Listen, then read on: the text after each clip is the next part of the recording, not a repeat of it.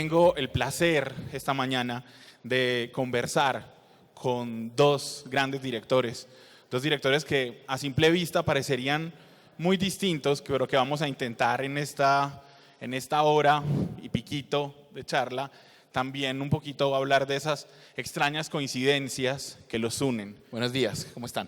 Buenos días. Lo primero es que en estos destinos paralelos que vamos a tratar de llevar esta charla, pues es que Fernando y Víctor nacieron con un día de diferencia, se llevan un día. Fernando, tú que eres el mayor, ¿cierto? Sí. Nació el 18 de enero del 55 y Víctor nació el 19 de enero del 55. Nos llevamos, me lleva un día, es un día mayor. Y cuando supimos, pues nos gustó muchísimo, pero yo le dije, pero ese día ¿cómo me cogiste de ventaja, hermano? Un solo día. Yo le doy consejos, ¿no? Por la edad y todo eso. Me parece muy bien. Otra, digamos que de las coincidencias, es que, bueno, hay muchas diferencias entre ellos y también vamos a verlas. Tal vez no podríamos haber juntado a dos directores que hicieran propuestas más distintas en su cine personal. Pero, siguiendo con esas coincidencias, me voy a permitir leer un fragmento de un poema de Víctor que se llama A los 24 años. A los 24 años ya han terminado tantas cosas. Nunca más podrás ser adolescente, aunque montes en bicicleta y te gusten tremendamente las muchachas, y te tires a la hierba y mires arriba las heladas jóvenes del cielo. Las espigas de hierba te pican las orejas, y no podrás ser ingenuo sin al mismo tiempo ser maligno o mezquino. No se puede sonreír disculpándose por lo no dicho o lo no hecho, porque ya aún lo que no decimos dice sí, y lo que no hacemos es un esfuerzo por no hacerlo. Y digo que es una coincidencia porque a los 24 años Fernando dirige su primera película, Ópera Prima. En Ópera Prima, que deberían ver, Fernando, no sé si intencionalmente eras consciente de que estabas haciendo un augurio para la pobreza futura, porque la primera imagen de la película es un aviso de Visa que dice: vaya sin dinero, es más cómodo. Esa película, Fernando, nace casi sin esperanza, porque eran vecinos. Sí, bueno, pues es una película que yo primero no creí que se fuera a hacer, ¿sabes? Porque nos parecía poder hacer una película algo tan lejano, inaccesible, etcétera, que cuando Colomo leyó el guión y nos daba mucha vergüenza a Óscar, que luego fue el protagonista de la película y había escrito el guión conmigo, y a mí nos daba tanta vergüenza que alguien leyera el guión que nos fuimos a un bar a tomar cañas, ¿no? A tomar cerveza, para no enfrentarnos a la vergüenza de que alguien mire tus papeles, ¿no? Y Colomo se rió mucho y dijo que iba a producir la película. Y yo le dije, pero si no tienes dinero para producir la tuya, ¿cómo vas a producir esta? Porque yo había escrito con él un guión de otra cosa. Y tal era mi incredulidad de que la película se fuera a hacer, que la noche que se empezó a rodar la película, yendo al lugar de rodaje, que era el aeropuerto de Madrid, allí empezamos, yo yendo en el coche estaba convencido de que al llegar allí no habría nadie, que la película se habría suspendido por falta de dinero y que yo me volvería a casa tranquilamente. O sea, iba convencido, no es una broma esto que digo, ¿sabes? Y cuando llegué allí y vi que estaban los del equipo esperándome y que uno me dijo cuál es el primer plano y dónde va la cámara, me cagué encima, literalmente, vamos. Hablemos un poco de la crítica. Fernando, voy a leer este párrafo a ver si lo identificas. Un aceptable intento de comedia cuyo mérito es mayor aún por el hecho de haberse realizado en un país donde este género ha sido siempre ignorado, subvalorado o simplemente mal practicado. Esta falta de una tradición de comedia en la que apoyarse, dado que Berlanga constituye en sí mismo un género y bastante inimitable, hace que cualquier intento en este sentido suponga una especie de salto en el vacío. ¿Identificas ese texto? No. Ese texto lo escribiste tú. Ese texto Pues lo escribiste tú. Qué equivocado estaba. pero estabas haciendo la reseña de Tres en Raya de Francisco Romá. Fernando cometió la osadía de ser crítico antes de ser director, y quería preguntarte un poco por eso. Es decir, si hoy un crítico, mejor dicho, siempre los críticos que se meten a directores, habrá gente del gremio que los acusa de traidores. ¿Qué tanto quería ser crítico o qué tanto era un oficio de paso? Era un oficio de paso, pero mucha gente a la que yo admiraba, directores a los que yo admiraba, habían pasado por la crítica. Entonces, a mí me pareció un sitio de paso normal para llegar a hacer películas. Cosa que no sé por qué, quizá porque en esa época, en esa generación lo veíamos así. No creo que hoy, un joven de hoy lo vea así, o a lo mejor sí, no lo sé. En cualquier caso, eso que escribí no estoy muy de acuerdo, porque pienso que si una seña de identidad tiene el cine español es sobre todo la comedia, ¿no? Y que quizá las que yo considero mejores películas del cine español son comedias, no solo las de Berlanga, sino las comedias de Ferreri cuando empezó, El cochecito, El pisito, las comedias de Fernán Gómez, las comedias pues de muchos directores. O sea, quizá porque el humor, la tradición del sainete, la tradición de la picaresca, la tradición del humor, de la comedia y todo eso está muy en nuestra cultura, ¿no? Está en la novela, está desde el Quijote, está en todas partes. O sea, yo creo que una de las cosas mejores a lo mejor que tenemos es reírnos y hacer reír. Y yo en mi primera película solo tuve 2 reglas al escribirla. Una, que no haya nada caro, no escribir nada que cueste mucho dinero, sino cosas como 2 señores sentados hablando, cosas que sean baratas, ¿no? Para poder hacerla. Que beba claro. uno un vaso de agua, por ejemplo, cosas así, ¿no? Muy sencillas. Y luego, para que la película se pudiera hacer, ¿no? Y la otra es hacer reír el máximo posible que yo pudiera al espectador, ¿no? O sea, eran las 2 cosas que me guiaban. Víctor, en el caso tuyo, me gustaría mencionar un poco que un crítico fue muy importante en tu formación, digamos, cinematográfica. Quiero que le cuentes un poco a la gente cómo eran esas tardes en la casa de Luis Alberto Álvarez y qué tanto de cine alemán y de las cosas que a él le gustaban hacen parte también de tus gustos propios y cómo se formó, digamos, tu propia cinefilia con él. Sí, el crítico, digamos, lo que nos abrió las puertas del cine en Medellín fue Luis Alberto Álvarez, que seguramente muchos de ustedes conocieron, leyeron en el Colombiano, del cual hay 3 tomos muy interesantes de mucha vigencia todavía. Esos artículos son de películas de hace 20, 30 años, pero de autores cuyos comentarios tienen mucha vigencia. Y yo no sé por qué me salí de la universidad, locamente, no sé, esas cosas tenía 24 años y me salí de la universidad. Estabas estudiando psicología, ¿cierto? ¿Ah? Estabas estudiando psicología. Estaba estudiando psicología y abandoné completamente ese y no sé por qué me parecía que trasnochaba muchísimo, dormía toda la mañana y a las 2 de la tarde me iba para donde Luis Alberto Álvarez, que vivía era sacerdote claretiano, vivía con otros compañeros claretianos. Y yo no sé por qué la tarde él la disponía no solamente para mí, sino para otros amigos más o menos de mi edad, un poco más jóvenes, que estábamos apenas empezando, o sea, estábamos en un momento, Fernando, en donde apenas estábamos haciendo las primeras cosas y estábamos en el formato de Super 8, que era un formato aficionado.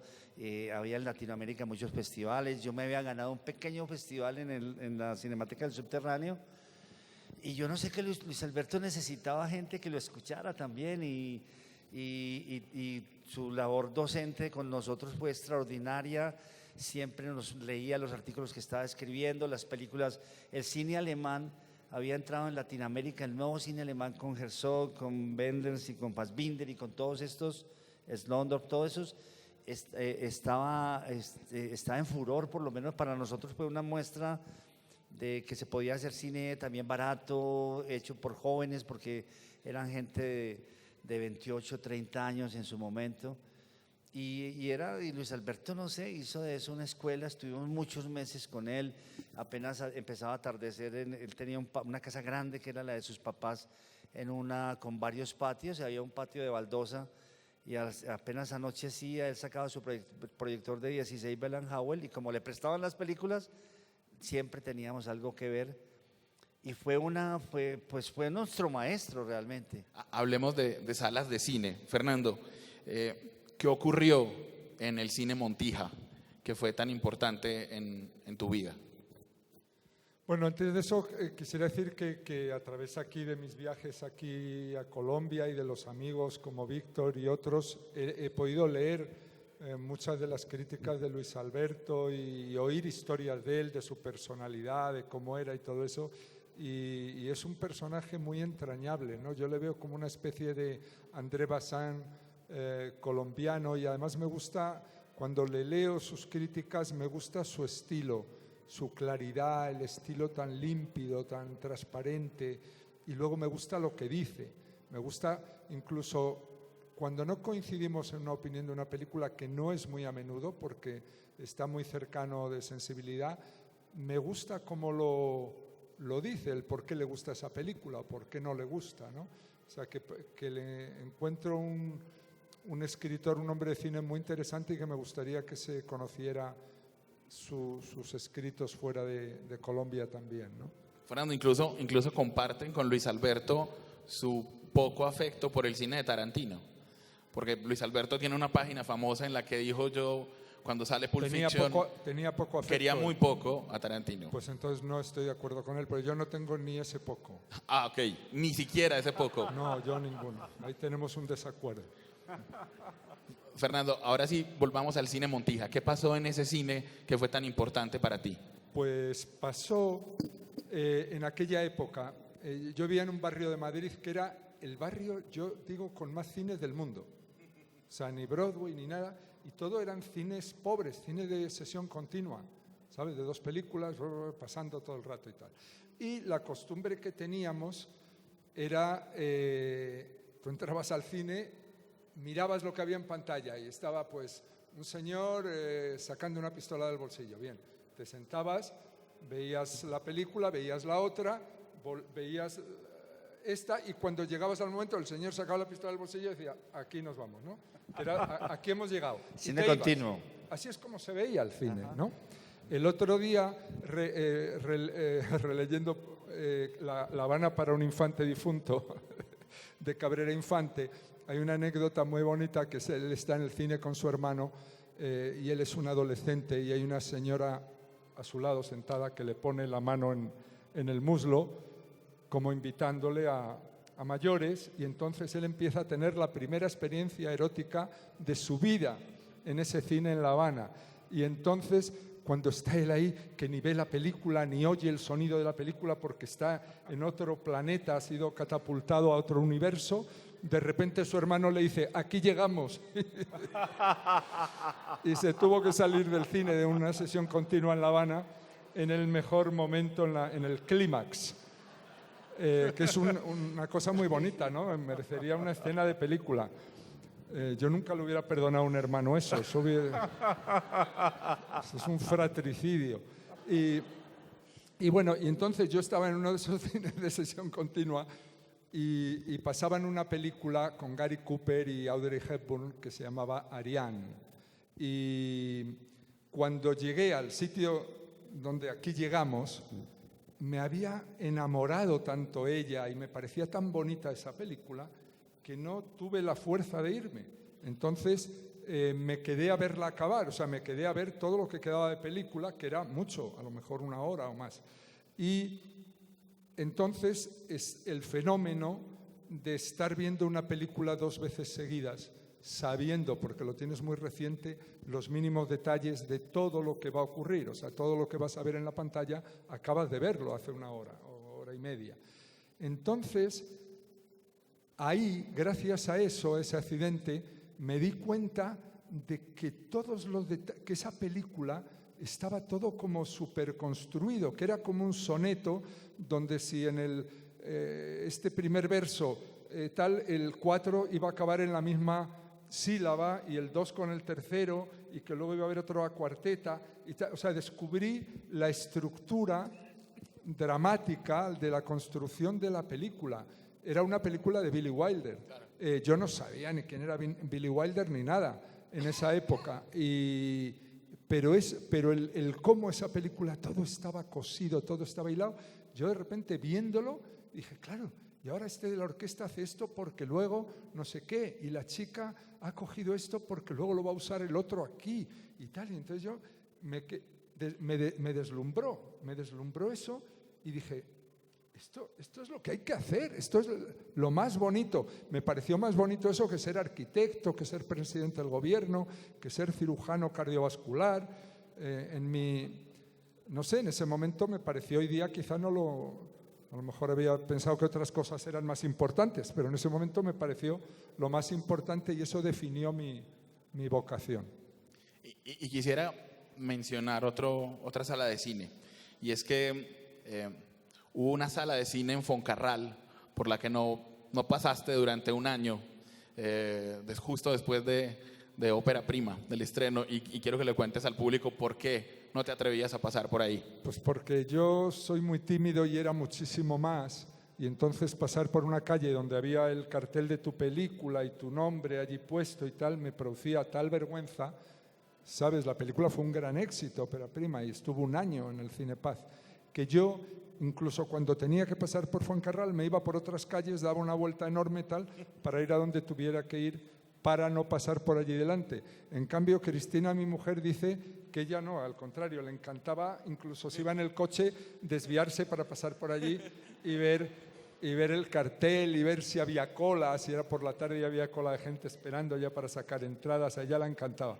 A mí me producía un pudor muy grande.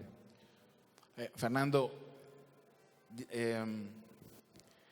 tú trabajaste con el que yo creo que es uno de los mejores guionistas que ha existido y tal vez el mejor guionista español, que es Rafael Azcona, que lo acabaste de mencionar. Él fue el guionista, escribió la novela y fue el guionista del Pisito y del Cochecito, y escribió para Saura y escribió para Berlanga y luego escribió para ti. Cuando ustedes se conocen, él tenía 60 años y tú eras un muchacho de 33.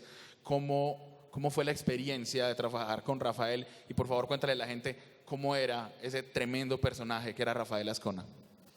Era un hombre muy especial, no se parecía a nadie, aunque él llevaba a gala su normalidad, pero era una normalidad tan extrema y tan radical que dejaba de ser normalidad. O sea, por ejemplo, en su normalidad, él había hecho un muro entre su vida privada y su vida personal. Eso era llevado entre su vida profesional y su vida personal. Entonces eso lo llevaba a tal extremo que no daba entrevistas nunca, nunca iba a un rodaje y nunca nadie iba a su casa, ni conocía a su mujer o a sus hijos. Por ejemplo, Berlanga, con el que había escrito películas y eran como casi hermanos en una época, luego podía ser conmigo o con Pepe García Sánchez, nadie entraba ni subía a su casa. ¿Sabes? Su familia era una cosa. Yo recuerdo la impresión que me hizo un día conocer a su mujer, pero porque íbamos andando por la calle y nos la encontramos. Se paró un momentito a hablar con ella, le dijo 2 o 3 cosas y me dijo, no sé ni si me la presentó. Yo estaba ahí a su lado, ahora no quiero ser ni injusto, ni justo, ni nada. No recuerdo que dijera, mira, Susi, mi esposa, Fernando, pero a lo mejor lo hizo. O sea, porque había una división total en estas cosas, ¿no? Por ejemplo, un día salió una entrevista en El País con él y yo no le he visto más enfadado y con un ataque de ira nunca, y era porque él nunca daba entrevistas, ¿no? Entonces unos chicos italianos le habían pedido una entrevista para un periódico, La República, y él, como lo que era muy amable y tremendamente simpático y humano, se había reunido con ellos para explicarles por qué no les iba a dar la entrevista, ¿no? Y les dijo, mirad, os invito a un café y podéis charlar, aquí charlamos lo que queráis, pero yo no doy entrevistas. Entonces no quiero que me hagáis una entrevista, pero yo conoceros y contaros lo que os interese de mí, yo os lo cuento. Entonces estos chicos le traicionaron publicaron la entrevista en La República y El País, al ver una entrevista con Azcona, la compró y la tradujo. Y ya Azcona estaba, bueno, decía, nunca más, no se puede confiar en la gente. Él decía una cosa que es que el autor de una película es el director. Y que él se limitaba a trabajar para el director dándole las mejores cosas posibles, escribiendo los mejores personajes, diálogos y tal, pero él trabajaba con el director. Por ejemplo, si le llamaba a un productor para hacer un guión, él decía, ¿quién es el director? Decía, no, todavía no sabemos. Cuando tenga el director me llamas y hablo con él. ¿Sabes? Porque él no quería hacer la película que dijera un productor, quería hacer la película que hiciera el productor, quería hacer la película que el director quisiera hacer. Entonces, él se sentaba contigo y a lo mejor pasaba un mes en el que estábamos hablando sin escribirse una palabra hasta que él un día sacaba de aquí una libretita y decía, vamos a empezar a apuntar cosas, y era cuando él había conseguido saber qué película tú querías hacer. Y en el momento en que ya tenía claro la dirección a donde iba eso, empezaba a escribir, pero escribía para ti. Y él decía que un guión no era literatura, que era unos papeles para luego hacer una película, que la literatura era lo que se veía en la pantalla, la película, y que los adjetivos los ponía el director. ¿Sabes? Por lo cual él no era el responsable de ninguna de las películas que se hubieran hecho, era Berlanga o Saura o yo, el que fuera. Y dice, entonces, razón por la cual yo no tengo que dar ninguna entrevista a nadie porque no tengo ninguna responsabilidad. O sea, era esta radicalidad, pero una radicalidad de una humanidad entrañable. Porque lo que él tenía era un conocimiento del ser humano, tal. Él tenía, yo he aprendido muchas cosas de él y tal, y él decía, estamos riéndonos tanto y pasándolo tan bien que mira con qué cara de odio nos miran en este restaurante los demás que están en el restaurante. Y yo miraba y, claro, era un restaurante que siempre estaba lleno de ejecutivos, ¿no? Y bueno, no tenían expresiones muy simpáticas, pero Azcona decía, ¿ves? Es que esto es la prueba. Nada ofende más al ser humano que la felicidad ajena. Apenas ven ahí a unos en una mesa riéndose, que somos nosotros, ellos piensan, ¿de qué se ríen estos gilipollas? ¿Qué es lo que les hace tanta gracia a estos idiotas? ¿No? Entonces, alguna de nuestras películas, o quizá todas las películas de Azcona, traten de esa conjura para impedir la felicidad de algún ser humano, ya sea de un viejecito que quiere un cochecito porque le duelen las piernas, o en el cochecito de Ferreri, o de dos adolescentes que se quieren y todos intentan que no puedan ni estar juntos, ni quererse, ni darse un beso. Por ejemplo, cuando hicimos El Año de las Luces, ¿no? que recuerdo que él decía esa cosa, ¿no? Esa especie de conjura contra el placer, contra la felicidad, contra las cosas bonitas de la vida. Probablemente eso le venía de haber crecido, de haber pasado su vida bajo el franquismo, ¿no? Y la falta de libertades, el catolicismo tan opresivo que había, las prohibiciones de todo, de libros, de películas, de tal, que vivíamos en España, ¿no? Entonces esto él lo veía como una gran conspiración para que no fuéramos felices, ¿no? Y por eso, para él, el poder trabajar en Italia, que trabajó muchísimo, con Ferreri sobre todo, pero con algunos otros también directores, para él fue como la libertad, ¿no? Cada vez que él salía a aquella Italia de la comedia a la italiana, aquella Italia de los coches, del desarrollismo y tal, de aquellas actrices tan guapas que había, ¿no? en Italia, la Loren, la Antonelli, Cardinale, no sé qué, eran todas unas maravillas, y esos actores tan buenos, ¿no? Mastroianni, Gassman, Tognazzi, para los cuales él escribió muchos guiones, pues para él aquello era la libertad, ¿sabes? Allí había aire, ¿no? Se podía respirar. Otra de las cosas que ustedes comparten es que casi sin querer los nombraron fundadores de tendencias. sé que te molesta el término, pero a Fernando lo nombraron como el fundador de la comedia madrileña, y a Víctor, digamos que ese neorrealismo colombiano, que no se le dio nombre, pero eras como el papá de esa tendencia. Y ambos, por distintos caminos, llegan a esos escenarios que para nosotros los espectadores son como fantásticos. Víctor sigue siendo el único colombiano que ha estado 2 veces en la selección oficial del Festival de Cine de Cannes. Sí, este momento, digámoslo, de gloria, entre comillas, de ir con Rodrigo de Cannes en selección oficial, pues nos cogió de sorpresa porque nosotros, nuestra ambición solo iba hasta Cartagena, hasta el Festival de Cartagena, la verdad.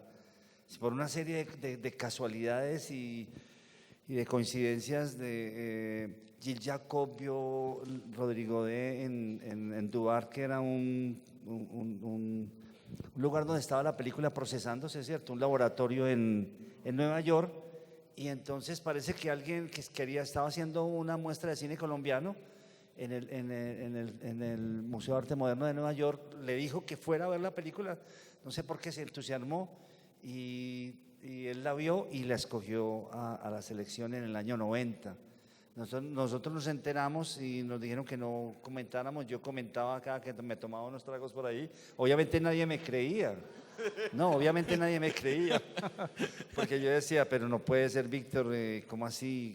Que selección oficial, pero ¿vos sabés lo que es eso? Y pues yo no sabía realmente. Eran muchos tragos, Víctor, ¿por qué no te creían? No, yo me acuerdo que con Oscar Collazos yo un día le conté, no me pude contener y le conté y no me creyó, no me creyó. Y la verdad es que fuimos en el 90 llevando a Rodrigo de No Futuro a Cannes, y la verdad fue que allá tan lo vapulean a uno, no sé si, o sea, la gloria se expone a uno para que te vapuleen, ¿cierto? Y entonces recuerdo fotos que salieron en los periódicos, en los tabloides después de Cannes, en donde estábamos nosotros de smoking, todos juveniles, estaba yo con Marcela, mi esposa, y todo, y salían los títulos, era de Narcos en la Croisette, Narcos en la Croisette, porque no sé por qué la película molestó.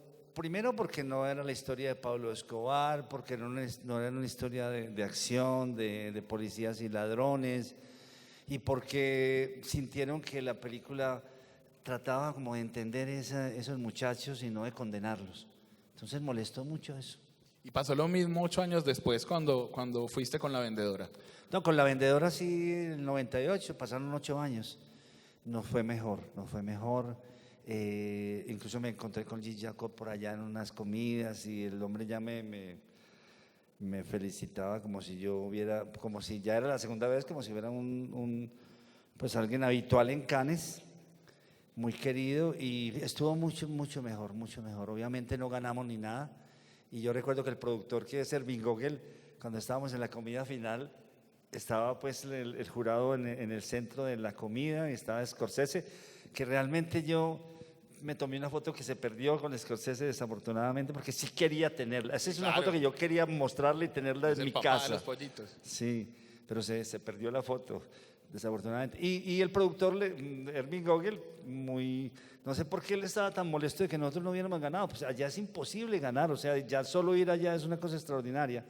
Y entonces, además el jurado de Cannes siempre muestra los gustos. Ese año ganó Teo Angelopoulos la Palma de Oro, sí, pero le dan el premio al jurado, que era el segundo en importancia, a La vida es bella de sí, Bellini. no, claro. No pueden ser 2 películas más distintas. O sea, es muy complicado apuntarle al gusto del jurado. Había grandísimas películas, y entonces Gogel le decía a Scorsese, le decía, dígale a él, le hablaba en inglés, dígale que él es el director de La Vendedora de Rosas, dígale en qué falló, dígale que tiene que ser bien, porque pensaba que habíamos hecho algo malo. Y entonces Scorsese decía, no, todo está muy bien, nos decía. Lo decepcionaba porque no me daba ninguna lección, y decía, todo está muy bien, todo está muy bien. Había hecho Kundun hacía poco y había trabajado con actores naturales, y entonces le decía a Ervin, le decía, es que trabajar con actores naturales es realmente muy difícil. Y bueno, pero nos felicitaron. El otro vaso comunicante entre sus carreras de coincidencias es Chen Kai-he, el director chino, porque Chen Kai-he estaba de jurado, era parte de los jurados de ese jurado que era presidente Martin Scorsese, y Chen Kai-he era uno de los que competía para el Oscar a película en lengua extranjera con Fernando. Es más, la película de él era la favorita, que era Adiós a mi concubina.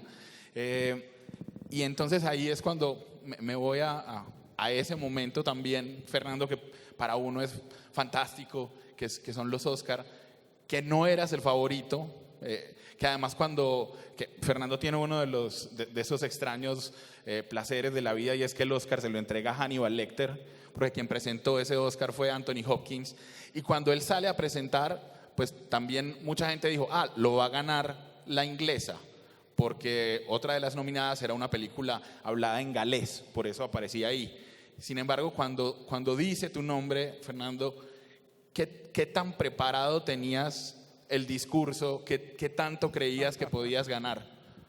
Bueno, una cosa que pasa ahí cuando te nominan al Oscar es que durante los días anteriores te colocan a una persona, ¿no?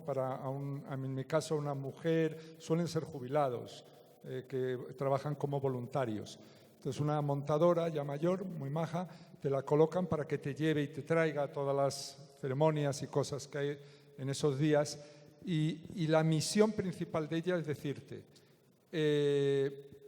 no puedes hablar más de 45 segundos, prepara un texto, y cada persona se lo dice a cada nominado de esto de la película extranjera, por lo menos, 45 segundos, bajo ningún concepto te pases, y prepáralo y mídelo, ¿no? Y claro, es una situación muy vergonzosa, porque tienes que preparar un texto para una cosa que piensas que no vas a ganar, y para que voy a perder el tiempo diciendo muchas gracias a todos por este reconocimiento y tal, y te sientes el mayor de los imbéciles. En mi caso me pasó una cosa, que es que soñé que ganaba el Oscar. No puede ser.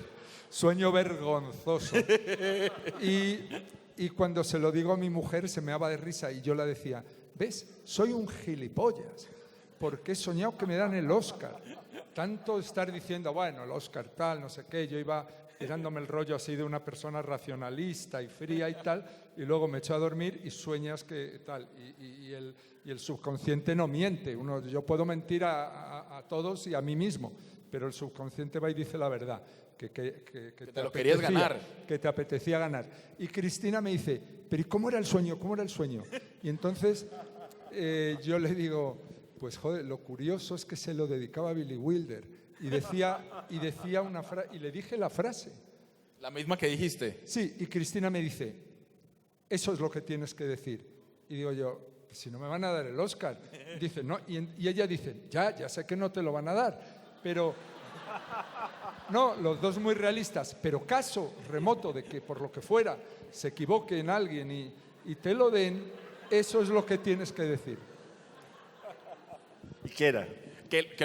Sí, exacto, la frase. Claro, lo que yo decía era, me gustaría creer en Dios para agradecérselo, pero solo creo en Billy Wilder. Entonces, gracias Billy Wilder. Entonces, yo hago una cosa, lo escribo en un papelito de estos, estos que hay en las mesillas de los hoteles, en mi habitación. Lo escribo en inglés, lo mido, veo que son todo lo que iba a decir como 30 segundos y digo, cojonudo, no, o sea, ya está perfecto. Pero entonces el miedo, el pánico, es que caso de que ganes el Oscar, pues tú dices eso y te ven 1.000 millones de personas o no sé cuántos, ¿no? Y llamo a un amigo mío americano que está en el hotel y le digo, en el mismo día, antes de salir, le digo, Nat, ¿estás en tu cuarto? Sí, voy un momento. Y entonces voy al cuarto de Nat y le digo, mira, esto es muy vergonzoso y muy humillante. Tengo aquí un papel donde he escrito una cosa en inglés que no voy nunca a decir, pero quiero decírtelo para que me corrijas la pronunciación, por si digo esto mal el inglés, no hacer demasiado el ridículo y tal, pero bueno, que no, esto no va a ocurrir nunca. Entonces yo lo leo Nat se queda en un silencio sepulcral mirándome y digo, ¿qué? Me dice, el inglés bien, pero eso no lo puedes decir. En este país tú no puedes decir eso, no sabes dónde estás. Y le digo, bueno, no te preocupes, si no me van a dar el Oscar. O sea, no voy a decir, ya, pero tío, esto no lo puedes decir. Y tal. Y entonces él me dice... Que no crees en Dios. Y le amenacé, le dije, porque él es cubano, americano, libanés, una mezcla muy rara. Y es de estos, los cubanos son siempre muy cotillas y muy chistosos, ¿no? Y siempre están cotilleando y haciendo chismes.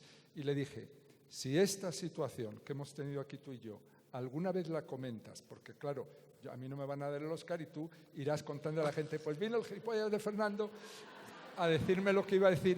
Dice, si eso ocurre, nuestra amistad ha acabado y además, con mis manos, separaré tu cabeza de tu tronco. Y la amenacé así. Y él me dijo, bueno, vale, pero déjame guardar ese papelito. Te recuerdo. Y lo tiene él guardado. O sea, todo fue así muy caótico. Si en algo, digamos, son... Pero al otro día, termina la anécdota que es muy hermosa. Al otro día te llaman o no, alguien te llama. Bueno, claro. Yo a Billy Wilder ya lo conocía desde, esto era el año 94, cuando los Oscars, yo lo conocía desde el 88. Y siempre que iba por una razón u otra de trabajo siempre a Los Ángeles o por un festival o lo que fuera, yo le iba a ver y comíamos y hablábamos y teníamos una relación bastante bonita, ¿no? Para mí, una de las cosas más bonitas de mi vida, ¿no? Y entonces era una manera también de rendirle homenaje, ¿no? Y al día siguiente él me llama por teléfono a la habitación, Fernando, ¿cómo has dicho esto? Y tal. Ahora la gente se santigua cuando se cruzan conmigo por la calle. Y tal, y este tipo de chistes, ¿no? Y también otro tipo de chistes, cuando alguna vez estábamos, por ejemplo, en un restaurante o en un sitio o andando por la calle y se acercaba alguien a saludarle, él siempre me presentaba, Fernando Trueba, mi amigo director de cine español, el que dijo aquella cosa en los Oscars, ¿no? Y él lo contaba de la siguiente manera, que era, dice, estábamos en casa viendo los Oscars ya más de 2 horas, un aburrimiento como siempre, insoportable. Dice, yo estaba preparándome mi 7º martini cuando sale este señor, dijo esto y mi mujer Audrey dio un grito ¡ah! Y dijo, Billy, ¿has oído lo que ha dicho? Y yo le dije, sí, lo he oído, mándale la factura de la tintorería de la alfombra a Trueba. ¿Sabes? Esta era su manera de contar el momento en el que lo había. Y decía también, y en ese momento empezó a sonar el teléfono y gente a llamarme a casa, incluso gente que creía que yo estaba muerto. Decía él. ¿Cómo es la negociación de un director con actores como esos? ¿Qué hay que hacer para ponerlos de su parte? Bueno, los actores buenos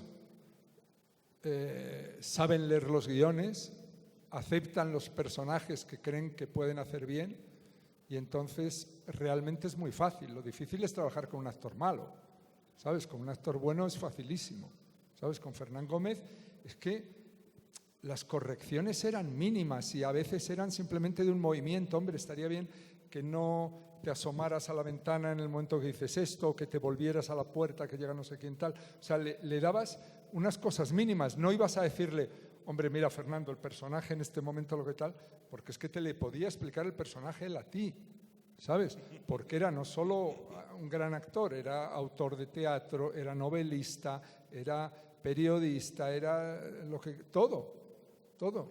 Entonces, a esa gente no tienes, a lo mejor pues con un Jean Rochefort, a lo mejor pues que también era muy bueno y tenía, por ejemplo, Jean es un tipo que se sienta contigo y lee varias veces el guión y al decir leer el guión es ir con una lupa palabra por palabra desde la primera palabra que él dice hasta la última, ¿no? Y a veces te hace preguntas, a veces tal, a veces te dice, ¿te importaría que lo dijera al revés esta palabra antes que esta otra? Ese tipo de cosas, él hace todo un trabajo y tal. Pero es muy fácil trabajar con esa gente. Lo malo es cuando trabajas con un actor malo o cuando te has equivocado en el casting y has a lo mejor cogido a una persona no has podido tener al que soñabas para ese papel, o te has equivocado pensando que alguien era el bueno para ese papel y no era tan bueno, y entonces eso te da más trabajo, ¿sabes? Te da más trabajo. Pero vamos, a mí cuando yo veo una película como La vendedora de rosas, donde yo creo que tendrían que darle el Oscar a todos los que aparecen, incluso al que dice una frase, una palabra, yo me quedo muy perplejo, muy perplejo. Digo, ¿cómo este tipo tan joven, un día más joven que yo, hace esta película, hace esta película tan buena, ¿no? Y consigue estas interpretaciones con esta gente? O sea, a mí me maravilla. Y a eso vamos, porque si no, digamos, si Víctor, en tu cine no has tenido eso de tener actores, digamos, con esa trayectoria, pero has tenido personalidades como Giovanni Quirós, que para todos acá es conocido como el Zarco. ¿Cómo es tratar con actores que no son actores, pero además con personalidades como la del Zarco, que realmente era pues un tipo que había vivido muchas más cosas que la mayoría de los que estamos aquí sentados? Sí, digámoslo, cuando empezamos ahí siguiendo la historia con Luis Alberto, empiezo a hacer mis cortos y me doy cuenta que en Medellín los actores son actores de teatro y me asusta su teatralidad, su sobreactuación. Entonces empiezo un camino y Luis Alberto me dice, pues el camino son los no actores, ¿cierto? Los actores naturales y demás. Y entonces empiezo un camino lentamente que da sus frutos, digámoslo, en Rodrigo de No Futuro. Y entonces son actores que lo que hacen es narrarme quiénes son. Leyendo tu diccionario de cine, hay una cosa que dices tú de los actores, que tú te burlas de los actores que quieren meterse en los personajes, y tú lo dices muy bien, pues es mucho más fácil pues meter al personaje en el actor. O sea, entonces eso es lo que yo he hecho. Cojo al Zarco, a Lady Tavares, a todos estos niños, y yo no les impongo primero no les impongo un guión, o sea, el guión sale de esas conversaciones, ellos son los narradores, yo lo que hago es como adaptar, digámoslo, sus narraciones que grabo y transcribo, o sea, se convierten en textos de alguna manera literarios. Perdón que interrumpa, pero, sí. pero ¿para qué zapatos si no hay casa? ¿Es una frase de quién? No, es increíble, todas esas frases de La vendedora de rosas que por ahí circulan y que la gente recuerda, son frases de los actores, son frases de los actores. En ese sentido yo no soy el autor, ese tipo de autor, digámoslo, literario, pero obviamente sí he estado cazando esas frases, he estado subrayándolas, he estado escogiéndolas y ¿qué te digo? Estos personajes en el fondo están contando su vida, por eso la suma de todas estas pequeñas vidas y anécdotas y demás que conforman una película se convierten como en espejos de la vida de muchísima gente, porque ellos han sido los que me han contado esas cosas. Yo pues obviamente no trabajo con actores con la memoria, ¿cierto? No trabajo pues obligando a que nadie se aprenda nada, sino que ellos improvisan. Entonces, el Zarco, por ejemplo, es una persona que estaba siempre detrás de un tipo que iba a ser un personaje que yo escojo. Nosotros teníamos un estudio en Medellín y entonces resulta que empieza a visitarnos o a robarnos en los carros de nuestros o en los de los amigos, a robarnos, a romper las ventanillas, a robarnos los equipos de sonido. Un tipo que se llamaba El Flaco y que había unos grupos de teatro que hacían sus obras por la noche y este man aprovechaba la puerta abierta y entraba y se paseaba era increíble, los actores actuando y entraba este man a mirarlos. Era un tipo que afortunadamente, entre comillas, pues le hacían un atentado ahí mismo en la esquina y entonces aparece el Zarco y me dice, yo quiero hacer lo que el Flaco iba a hacer Víctor. Y bueno, y tenemos esa experiencia con este personaje que ha vivido tantísimas cosas, pero que tenía una ¿qué te digo yo? Una sensibilidad de artista, de actor. Después me doy cuenta que su hermano es bailarín del coso de Antioquia, ¿cierto? El ballet folclórico. El ballet folclórico de Antioquia, es un bailarín principal. O sea, me doy cuenta que es una familia de artistas y que él, que no ha sido sino un hombre tirado a la calle, un pistoloco, lo que quería era ser un actor y bueno, cuando a él lo asesinan y todo eso, yo he hecho ya una amistad con él y hemos hablado de historias y era un tipo que estaba proyectado para ser un actor muy interesante, muy, muy grande. Samuel, que si quieras... Esto que hablas tú de tus actores, estaba pensando que lo más parecido a eso que yo puedo haber vivido es cuando trabajas con niños. Y cuando trabajas con niños, pues lógicamente es un trabajo diferente a si estás con Fernán Gómez, ¿no? En mi última película que he rodado en Medellín, El olvido que seremos, pues sobre la novela sobre el libro de Héctor Abad, pues por ejemplo ahí hay dos niños de Medellín, ¿no? Una niña, Luciana, de 9 años y Nico de 11, ¿no? Dos actores prodigiosos. Para mí mirarlos era un placer y verles actuar y las cosas que te dan y tal, es una especie de frescura, ¿no? Una especie de algo muy bonito a lo que no se llega por la técnica, pero también un poco sí, porque son tan inteligentes que ellos inventan su propia técnica, deducen qué es lo que hay que hacer, como supongo que les pasa a los actores reales tuyos, ¿no? O sea, que tienen mucha cabeza, a lo mejor no tienen la técnica, no han ido a ninguna escuela, pero saben la vida, saben contar la vida o contarse a sí mismos, ¿no? Tienen ahí una fuerza que es por lo que tú les has elegido, lógicamente, claro, ¿no? Que saben contar algo, ¿no? Con su cara, con la mirada, con la manera en que caminan, con la manera en que sueltan una frase. Fernando, Billy Wilder decía que los directores no tenían que saber escribir, sino que saber leer. Pero ustedes dos, ambos escriben. Y en el diccionario de cine, que es un libro que deben buscar, el diccionario de cine de Fernando Trueba, en la acepción de dirigir, vos escribiste: con el tiempo aprendí que la película no es la que soñaste, sino la que haces. Y descubrí que uno las hace precisamente para eso, para saber cómo son, para ser el primero en verlas. ¿Qué tan diferente era la película que tenías en mente cuando leíste El olvido que seremos de la película que ya viste por primera vez? Bueno, es que cuando leí El olvido que seremos, yo no tenía ninguna película en la cabeza, o sea, es un libro que lo leí, me emocionó mucho, me conmovió, te parte el corazón, me gustó mucho, lo regalé mucho. Lo regalé a mi madre, a hermanos, a amigos, lo compré en otros países, lo compré en inglés, lo compré en francés, en portugués, en Brasil, porque es uno de esos libros que de repente estás en una librería en Río y dices, ay, se lo voy a regalar a Felipe o se lo voy a regalar a Elisa, pum, amigos de allí, ¿no? Y lo compras y se lo das. Es uno de esos libros que le quieres dar a la gente a la que quieres. Pero en la entrevista... Pero yo no pensaba en ninguna película. Eso te iba a decir, en la conversación que tuviste con Woody Allen hace unos meses, que algunos habrán leído en El País, tú le contaste a Woody Allen que la primera vez que te dijeron dirigirías esta película, tú dijiste, ese libro no se puede adaptar al cine. Es lo que yo pensaba cuando me lo ofrecieron, que era imposible de hacer en cine. Y finalmente, tu hermano es el que hace el guión de la película, ¿verdad? David ha escrito la adaptación, sí. Y vuelvo entonces a la pregunta original. ¿Qué quedó de la película o de las imágenes que te hacías en la cabeza cuando leíste el libro, ahora cuando hay una película que tú dirigiste?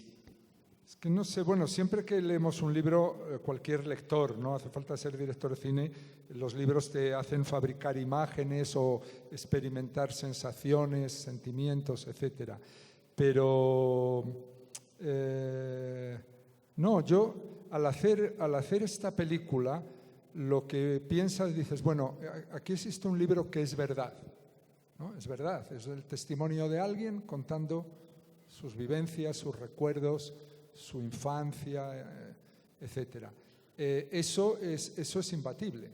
O sea, ante eso te puede gustar o no gustar, pero eso va a misa, eso es verdad. Cuando haces una película, incluso una película con actores reales de la calle, la película es mentira, porque ni este se llama Pepito, ni esta es su casa, ni esto tal. Eso es una historia, un cuento que estás contando. Entonces, al hacer una película de un relato tan íntimo, yo lo que pensé es, yo no puedo competir, digo competir entre comillas, en el sentido de que eso no te ha pasado a ti. Entonces, lo que yo tengo que hacer es hacer cine. ¿Sabes? El libro maravilloso ya lo hizo Héctor. Ahora yo tengo que intentar hacer una película que no deshonre ese libro. Simplemente no hace falta ni que sea ni fiel ni infiel, ni que te lo imaginaste así ni no te lo imaginaste así. Tienes que intentar hacer cine, que el libro es una gran base, ¿no? Y es como una plataforma para echar a volar, ¿sabes? Y es bueno volar, levantar los pies del suelo cuando haces cine, ¿no? Dejar que las cosas echen un poco a volar, y en ese sentido, y luego en este libro es un libro tan particular, tan particular. Antes citabas a Tarantino, ¿no? Vivimos en una época de glorificación de la maldad, de los malos, los asesinos tan atractivos, tantas películas de criminales y de psicópatas y serial killers y no sé qué y tal, que de repente dices, hacer una película de un hombre bueno y de un hombre justo es casi una provocación, ¿sabes? Y me encanta hacer eso, ¿sabes? Y me lo he tomado como una cosa en el siglo XVIII, cuando había un hombre que había hecho cosas meritorias por su pueblo, por su país, por su ciudad, ya fuera un filósofo, ya fuera un político, ya fuera alguien, lo que se le hacía era una estatua, y la estatua se ponía en una plaza, en un jardín. Era la manera de honrar a los grandes hombres, ¿no? Yo intentaba hacer eso con la película, hacer esa estatua. Víctor, tú leíste el guión. Quiero también conocer desde tu visión como director, ¿qué piensas del guión de David? No, y fue una emoción estar en el rodaje. Yo conocí a Fernando en el festival de Barichara, un festival. Me pidieron que fuera a conversar contigo, ¿te acuerdas? Y después nos fuimos hablando y hablando tantas cosas. Te invitamos luego al Festival de Santa Fe de Antioquia. Hiciste muy buenos amigos, o por lo menos nos divertíamos mucho escuchándote.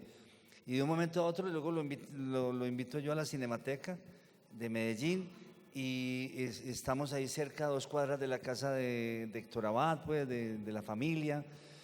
Pero yo te digo, es porque tú me hablas muy bien del libro, pero todavía no te han dicho que lo hagas, ¿cierto? Entonces yo le digo, por aquí en la casa, ¿te acordás del libro que me hablas tú, del olvido que seremos? Por aquí vivía Héctor Abad, el papá y el hijo y demás, la familia, bueno, y hablábamos de eso. Y luego cuando ya se da la noticia de que vas a hacer la película, quería decirte solo que había sido una emoción haber estado. Estuve mucho en el rodaje, no todo lo que quería porque me daba pena de Fernando, pero estuve por lo menos 6, 7 veces y vi rodar a Fernando. Me pareció maravilloso su forma de transformar. Primero que todos los planos ya eran de por sí muy sencillos, pero después ya cuando veíamos en el monitor los planos como tal eran muy hermosos, y cómo Fernando los iba cambiando con pequeñas cositas que iba diciendo, y cómo iban cambiando, cómo se iban enriqueciendo. Fue maravilloso verlo. Luego leo el guión y lo que veo es, a mí me asombra también el guión, porque el libro es complejo y trata de muchas cosas. Es un libro en donde pues obviamente ocurren cosas de acción, pero el problema es contextual, social, complejo, ¿cierto? De clases.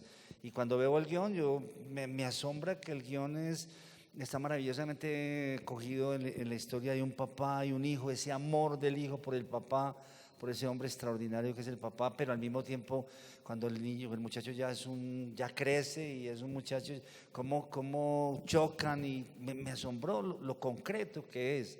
Y me asombró sobre todo una cosa, no sé cómo quedaría en la película, cómo lo hiciste, pero hay un momento donde ellos dos pelean, el papá y el hijo, que se aman tanto, pelean en una carretera, y el muchacho, ¿cierto?, para el carro, no sé, pero me gustó cómo tu hermano convirtió ese libro tan complejo en acciones, en cosas sustantivas, cosas visibles que son lo que necesita un director. Comenzamos leyendo un fragmento de un poema de Víctor y vamos a terminar también un fragmento de ese mismo poema. Ahora solo quiero pasearme de un barrio a otro, inquirir a personas mayores, visitar las 7 casas en las que he vivido, mirar mapas de regiones cercanas, escuchar los sueños de mis amigas un poco locas con esa bella extravagancia de quien ha conocido drogas durante meses. Voy a visitar mis 7 casas de mis 24 años y a cada una le diré, aún permanezco, aún continúo aquí, pero pronto me iré. Muchas gracias, Víctor, Fernando, Gracias. por esta conversación. Muchas gracias a ustedes por acompañarnos.